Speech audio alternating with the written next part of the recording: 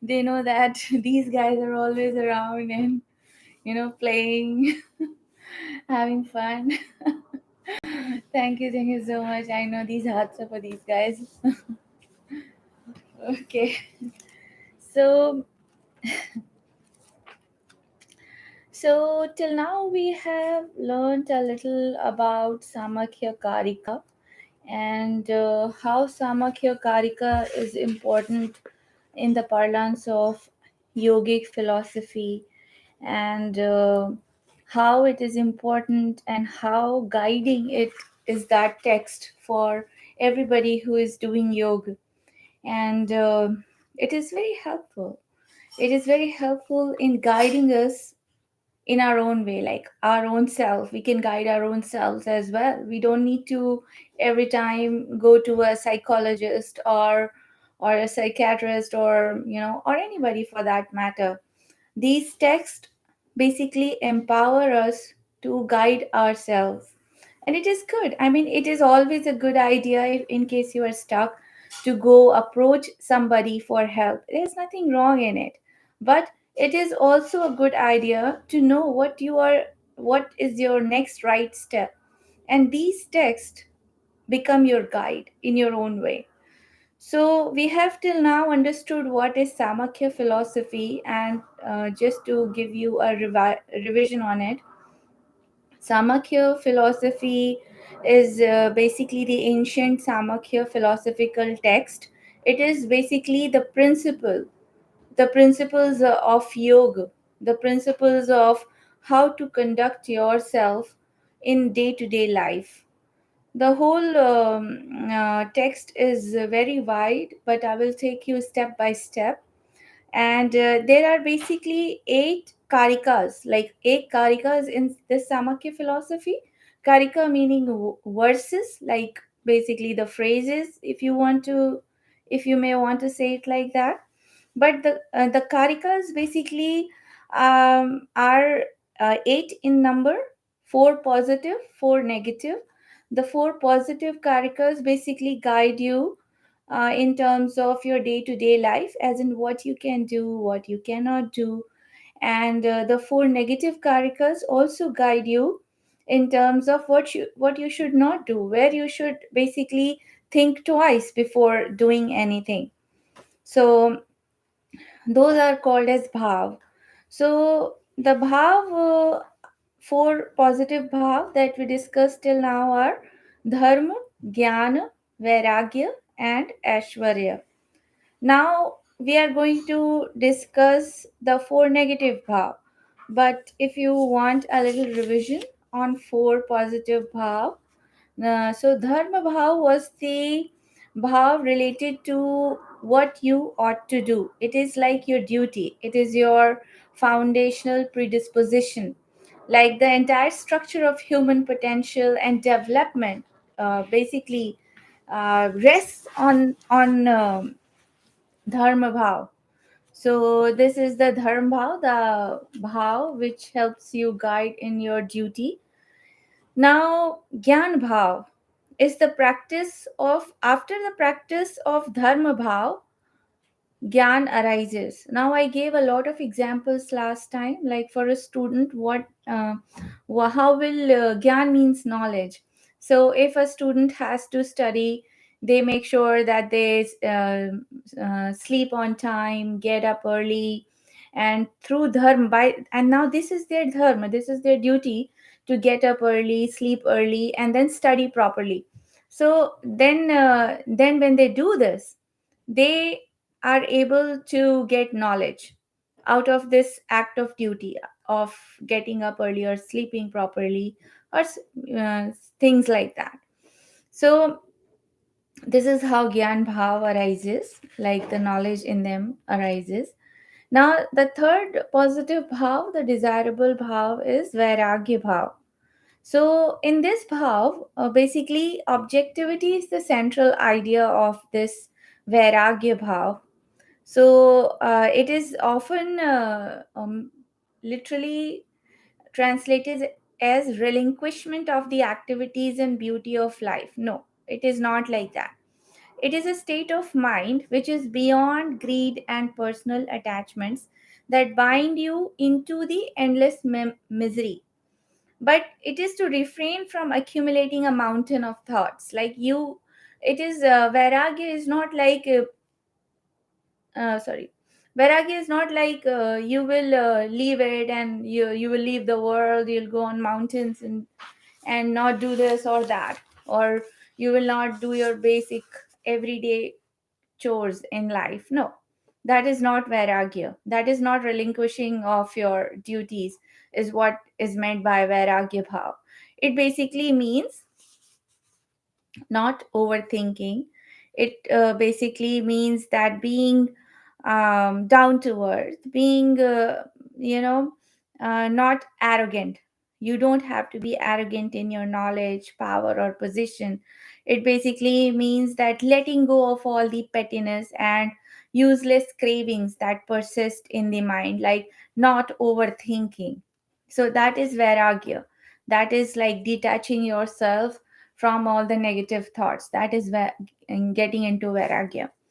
Now, the fourth desirable bhav that one should have is Ashwarya bhav.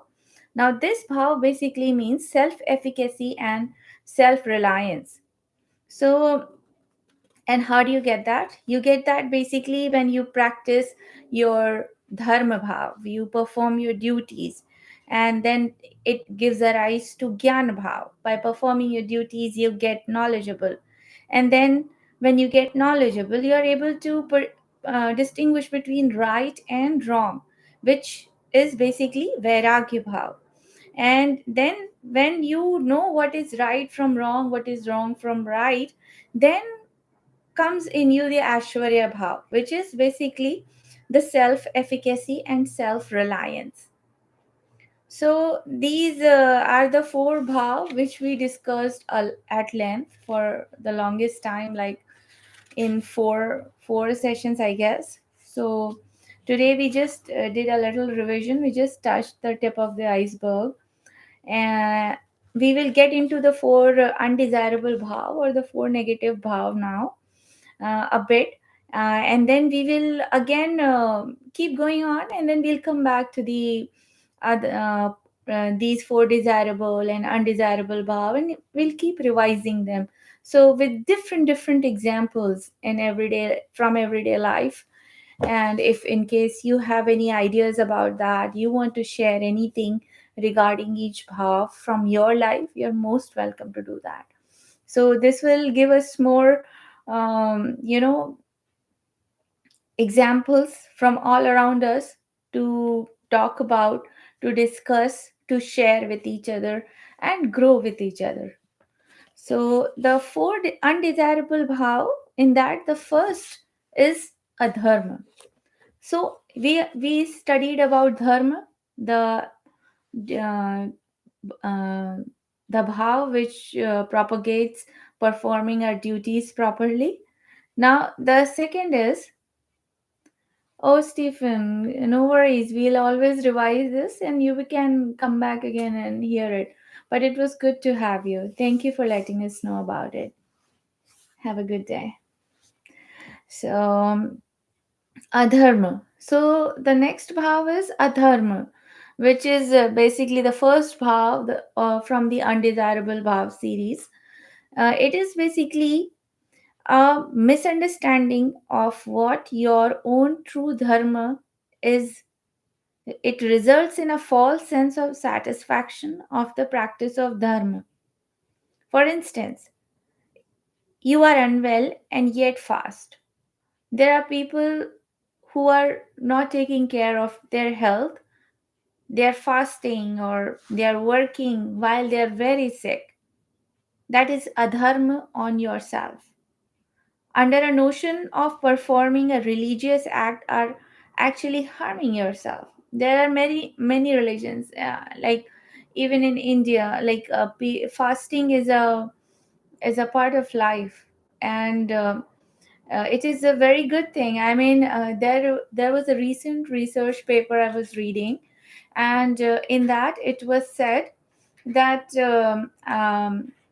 I have to finish the research paper. There are a couple of things which are really helpful in fighting cancer and heart diseases, and you will not believe one of which is fasting. One of which is fasting, and the other is taking curcumin through haldi, like curcumin haldi. It is you should take that every day. It naturally fights inflammation in your body. So you can take half a spoon of curcumin in the morning with lukewarm water, along with a little bit of lemon or apple cider vinegar. Put a little bit of less than a pinch of what do you say, cinnamon, and you will see the benefits. I mean, see, these things take time, but these are such good remedies, Ayurvedic remedies in propagating good health in you. So just take a little bit of haldi, even if you don't need to have a big disease to start taking it. If once you start taking it, you will see it helps in a lot of things. It helps in menopause, it helps in perimenopause, it helps in, you know, fighting the inflammation in your body. And make it a point. I mean, good that I just remembered the research paper right now and I could discuss it with you, that fasting is so important. And there is a way to fast as well, but make it your own. Right now I will discuss how to fast in later discussions, uh, so that you can lose weight, or you can focus, improve your focus as well. So make sure you fast if you can. If it is not a 24-hour fast or 12-hour fast or 8-hour, make sure you fast as much as you can in the day. Like for me, I take these days, I have started taking only 2 meals. So I take one meal in the morning and one meal at night. And to my surprise, I have lost 5 pounds in just 1 week, and I have not been doing much this week except like studying and doing my own work. So fasting, it's not like I'm doing any kind of specific fasting, but just that one meal in the morning, and I take it around 12 p.m., and one at night around 7 to 8 p.m. And morning I take some curcumin and a little bit of this thing I told you, pinch of cinnamon and lemon with a little bit of honey, and I'm all done. And I have so much energy, I don't have to take anything else. Like I see people taking, with all due respect to people who are taking it, but like amino acid, or I tried taking amino acid, but it just hit me as if I have taken some drug. So try to be natural as much as you can. At some point of time, everybody will have to take medication, and it is all right. It is okay. But when you do tap in the form of, uh, you know, eating healthy, following your dharma of keeping your body healthy by eating right, then it helps you later. And at any stage of life, you can start this. It is not that if you start it at whatever state of life you are, it will harm you. No, it will not harm you. It is so commonplace to have it. So coming back to our topic, we are discussing adharma, that is the first undesirable bhav that one should not have. So like people are sick and they are still fasting. So the text, the yogic philosophical text says that this under this notion of performing a religious act, you're actually harming yourself. So this brings on ill health and burdens the entire family. So if somebody in the family is unfortunately not well, then obviously everybody else who loves them suffer as well, right? So this is like conducting hinsa, or hurting yourself as the others, and likewise hurting others around as well, emotionally and mentally, or fatiguing them with a lot of compassion fatigue or and stuff like that. So this is basically adharma, as looking after one's health is the primary dharma of a person, duty of all beings. You look for your health not because you want the other person to be healthy. Obviously you want the other person to be healthy, but you can always help others be healthier if you are healthy as well, right? So you have to look for your health. But and the Samakya text says that if you don't look at your health, it is deteriorating, then you are hurting yourself. It is adharma towards yourself. You are not performing the basic duty for which God has given you this body of taking care of yourself, right? So in yoga, it is discouraged fasting, but encouraged is partaking a moderate sattvic diet. It is here that you must understand the difference between Samakya yoga practice and religious rituals. Now, when I'm saying this, you have to understand that I'm talking about two different things.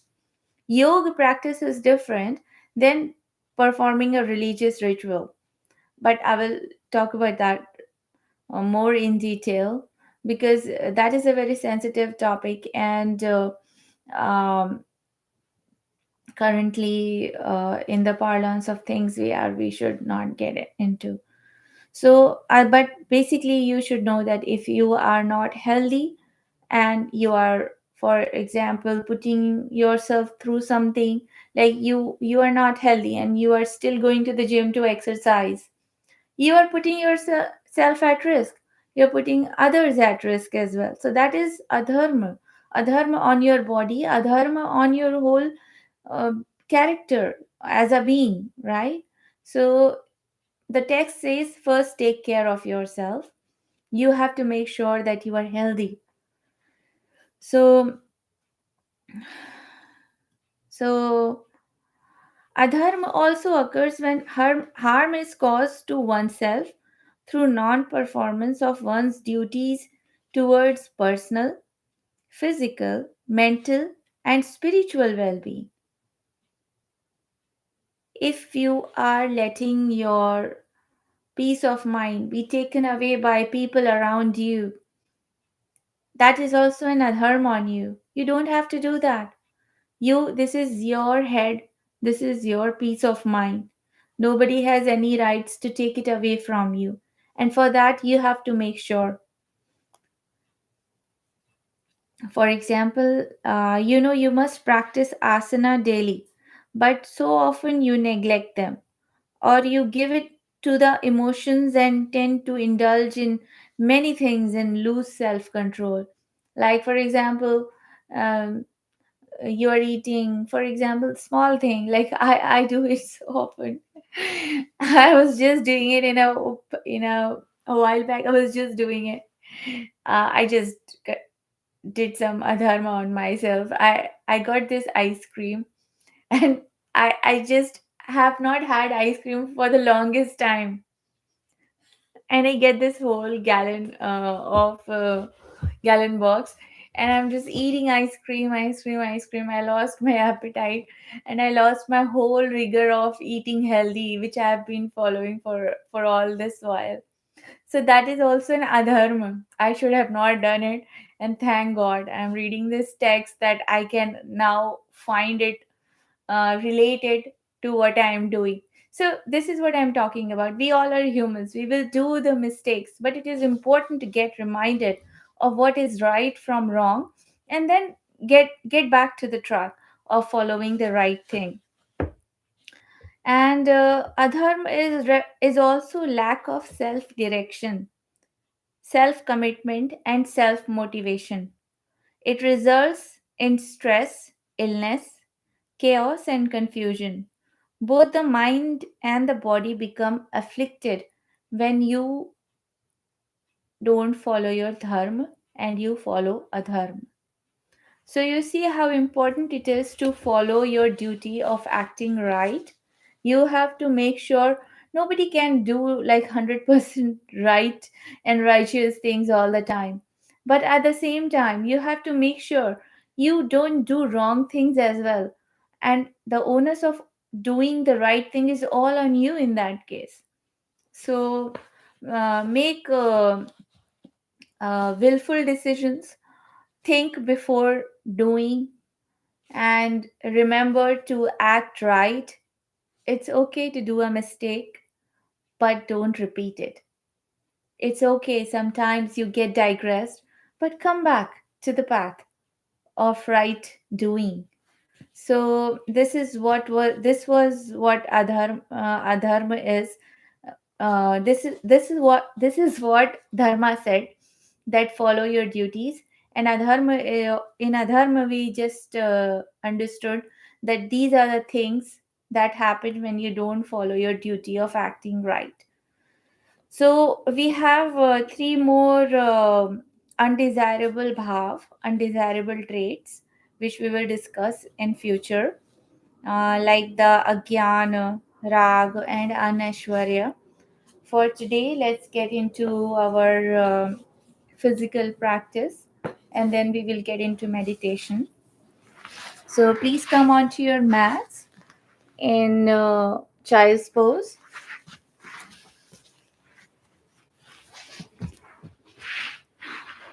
Bend yourself as deep as you can onto your mats.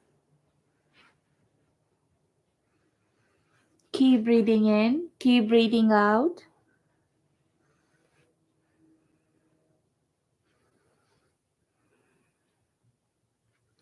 Try to make this posture deeper by sitting on your heels.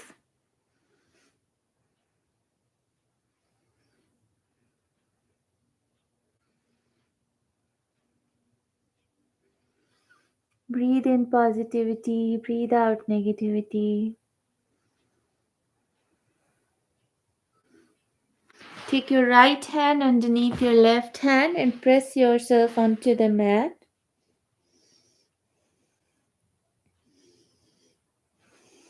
Keep breathing in, keep breathing out. On the other side, take your left hand underneath your right hand.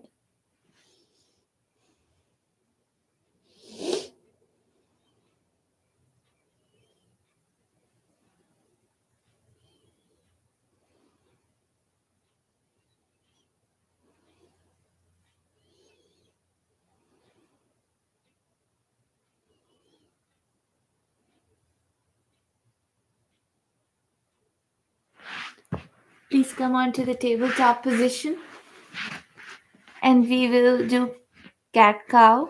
First cow pose. Inhale, look up. This will activate your whole nervous system, your glands. Exhale, cat pose. Try to make a dome of your spine as deep as you can.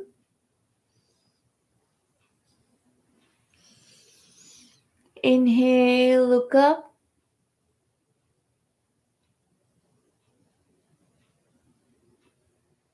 Exhale, cat.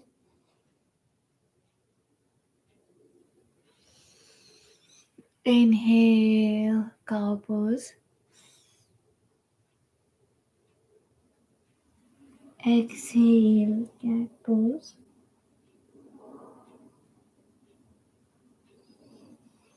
Inhale, look forward and bend down into puppy pose as deep as you can.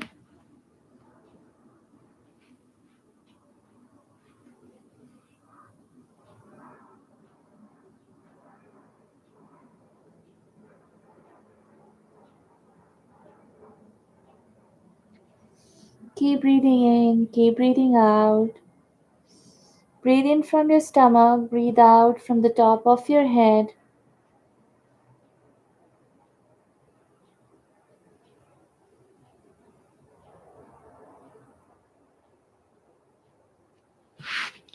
Come up to the tabletop position.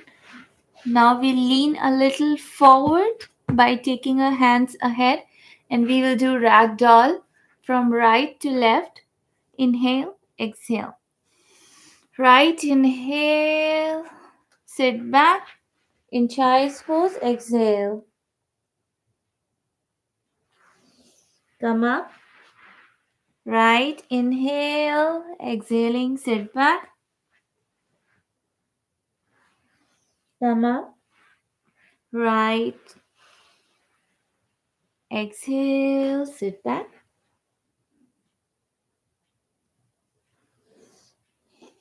Look up on the other side. Left, inhale. Exhaling, sit back.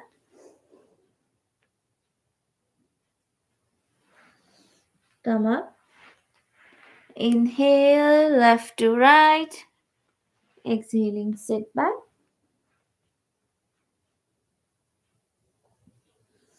Look up once again. Inhale, left to right. Exhaling, sit back.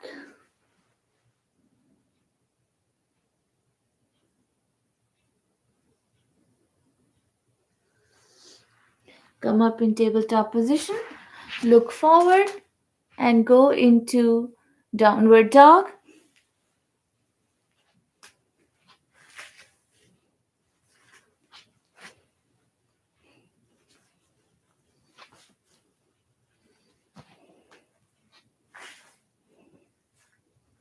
Walk your feet.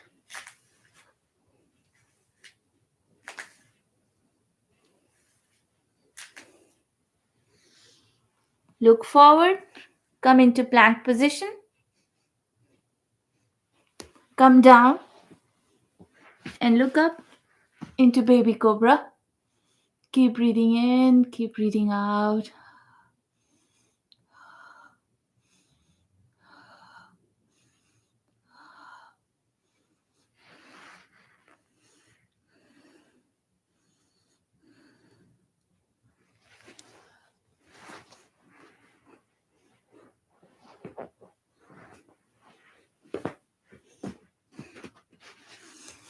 Inhaling, come up into upward dog. Look up. By looking up, you are massaging the most important gland in your body, thyroid. Be very gentle with your body. This is your journey. You're not competing with anybody. So make it your own. Come up into tabletop position and sit back into child's pose.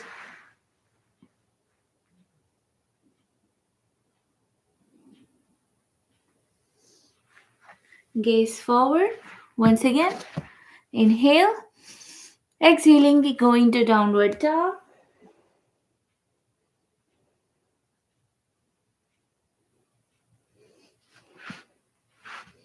Inhale, exhaling, take your right leg up and we come into three-legged downward dog.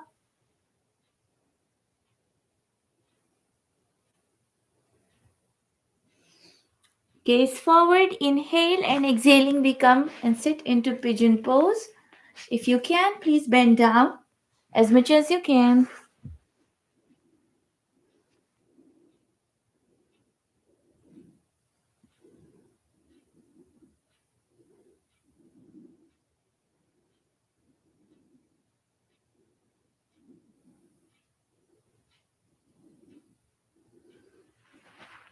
Inhaling, come up and look backward.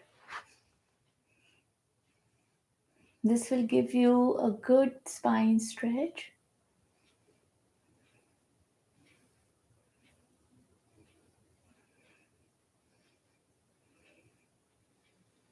Inhale, gaze forward. We go into downward dog. Exhale and go to downward dog.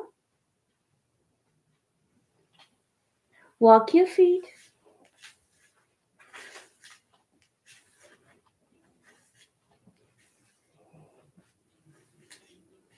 Make your posture as deep as you can.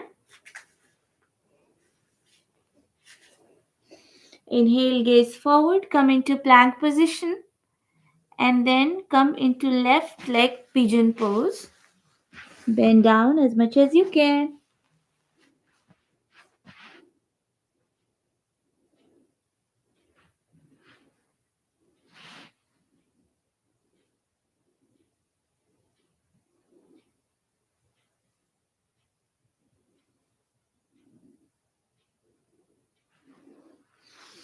Inhale, gaze forward. Exhaling, go back. Bend backward.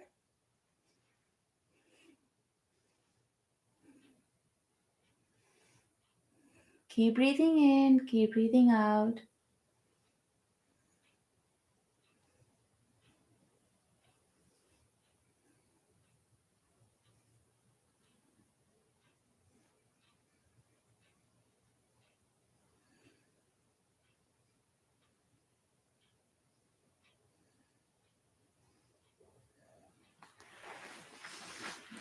Inhale, exhale, and sit into Sukhasana or Padmasana, whichever is your favorite posture.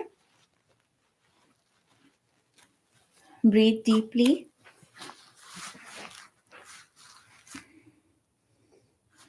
Keep breathing in, keep breathing out.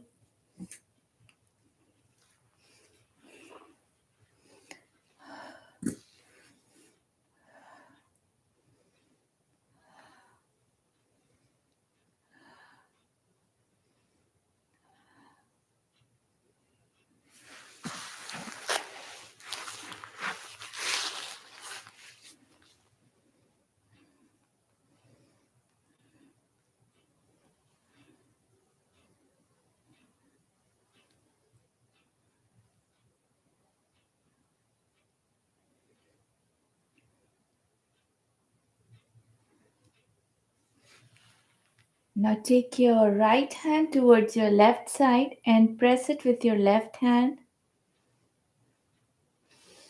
You can keep doing deep breaths.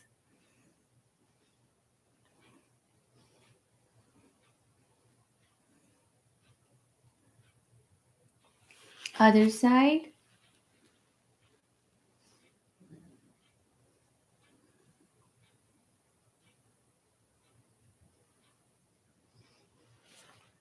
Now put your right palm in between your neck, like behind, and then press it with your left hand.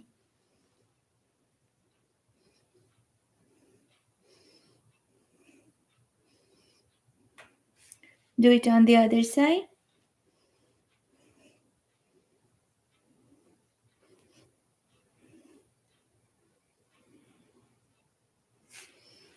We'll do some neck rotations from right to left, inhaling and exhaling when we go back. Inhale, exhale. Inhale, exhale. Inhale, exhale. Now on the other side. Inhale, exhale. Inhale, exhale. Inhale, exhale. One more time. Inhale, exhale. One more time. Inhale, exhale. Thank you. Thank you for the heart. Now look down, exhaling. Inhale, exhale. Inhale, look up. Exhale, look down. Inhale, look up. Exhale, look down. Inhale, look up. Exhale, look down. Now we'll rotate our eyes as well. How do we do it? Like, take off all your specs in case you have. We have to rotate it from right to left, down, right to left, down. So, inhale, exhale, inhale, exhale.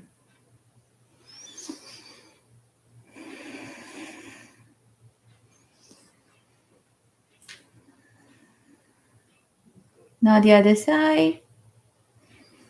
Inhale, exhale, inhale, exhale.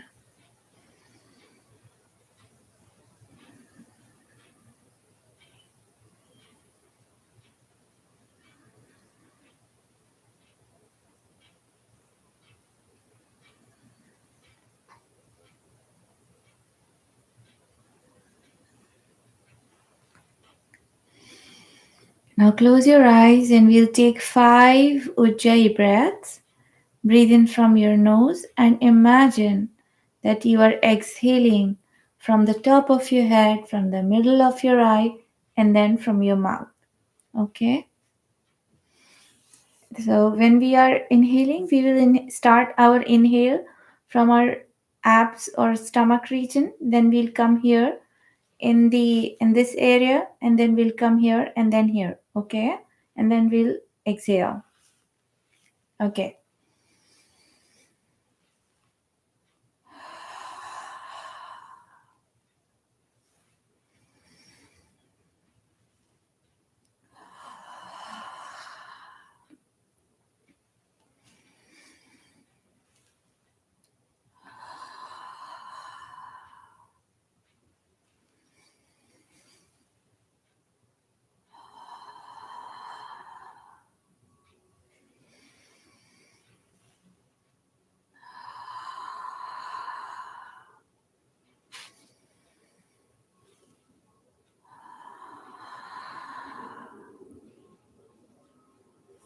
Keep your eyes closed.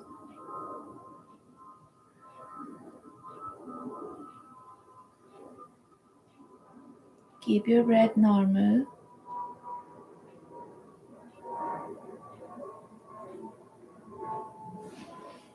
Rub the palms of your hand and put it on your eyes, your cheeks, and gently press it.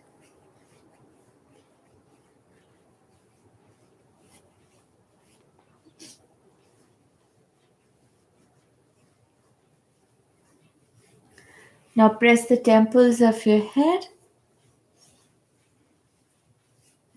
and all the area around it, connecting to your ears. Press your forehead.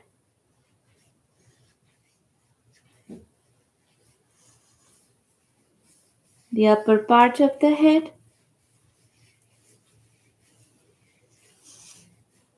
The top of your head.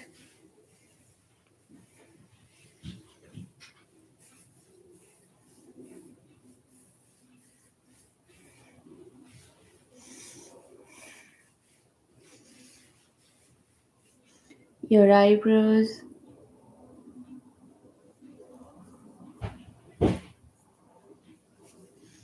Your eyes.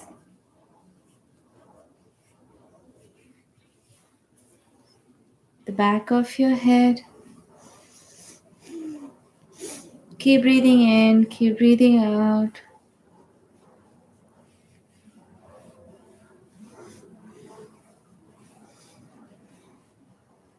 The back of your neck. The base of your skull.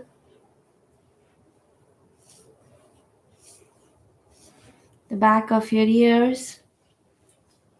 Your whole ear. Pull them down gently.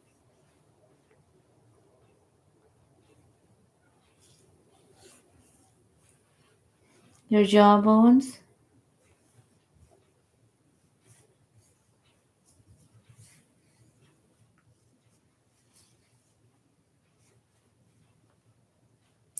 your throat gently,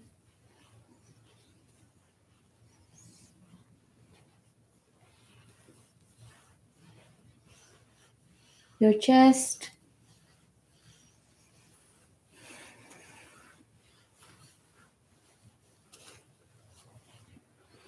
your back, your shoulder, your hands, fingers,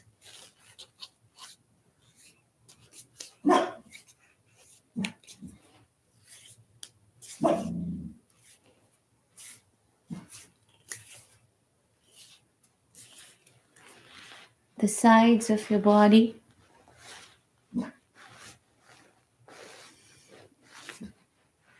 your lower back. Give it some love. Your back as much as you can.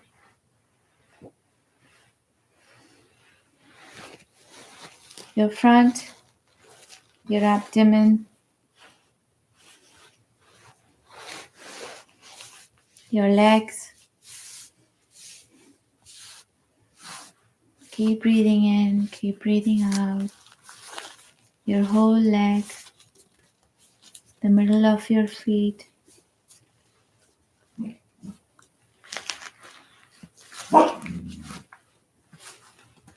your heels,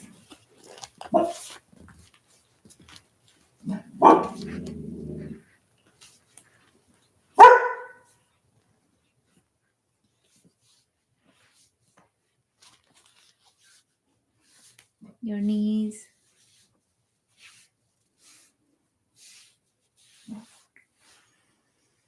Once again, we'll do 5 deep breaths. Inhale from your stomach and exhale from the top of your head.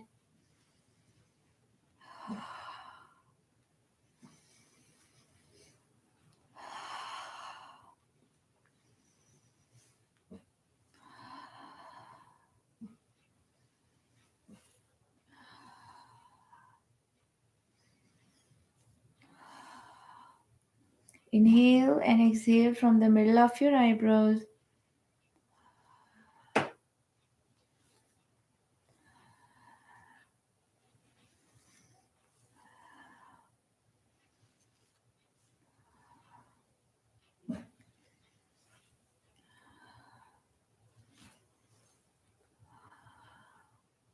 Inhale and exhale from your eyes.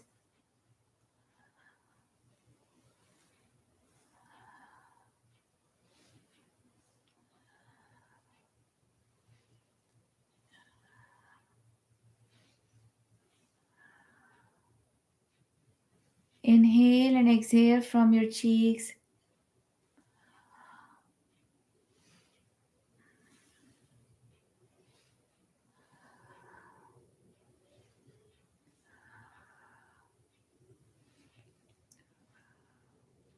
Inhale and exhale from your throat.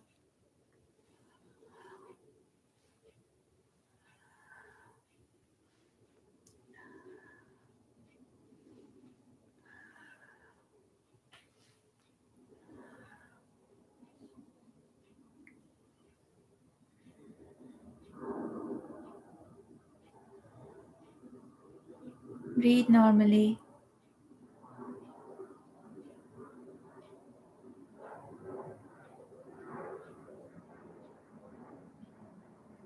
Once again, press your eyebrows,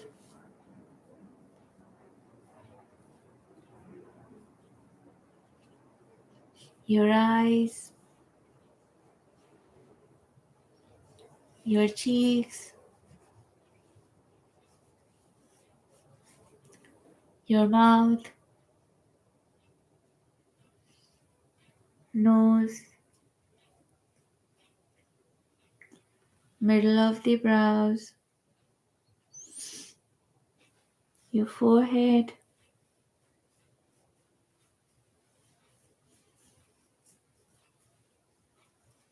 your cheekbones, your ears, the back of your ears.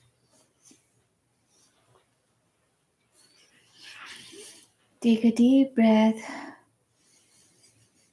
Exhale.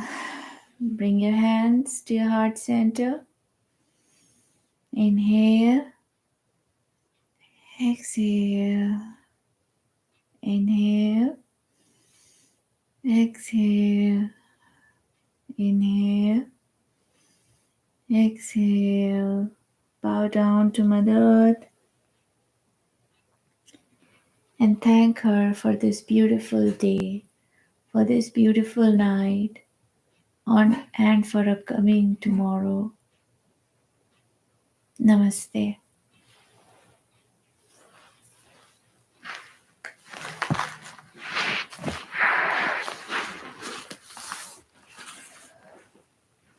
So, are you guys feeling good? Relaxed?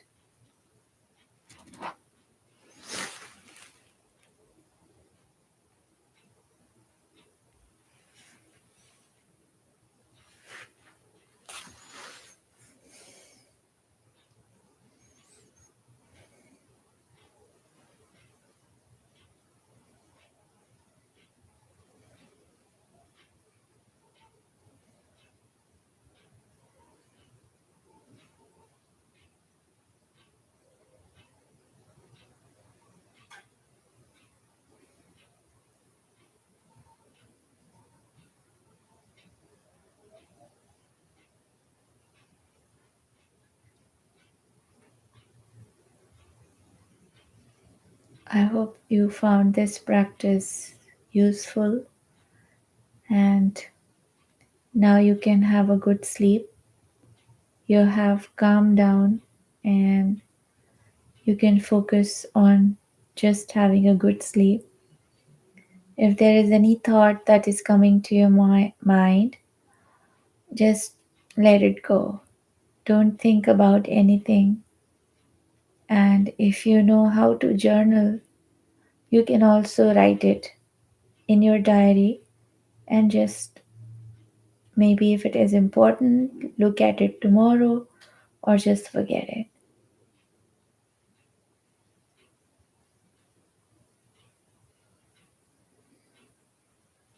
Now I open the floor for any questions, any comments, anything that you have to say or ask.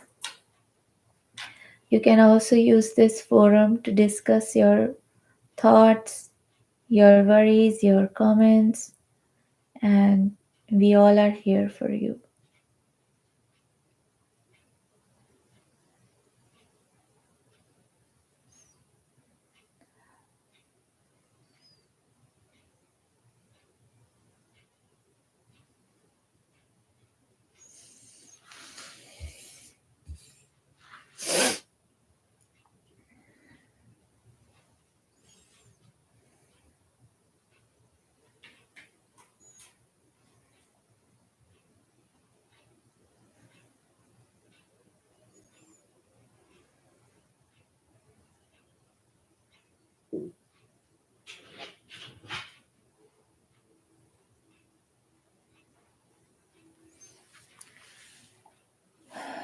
So, thanks for being here today and doing this practice with me.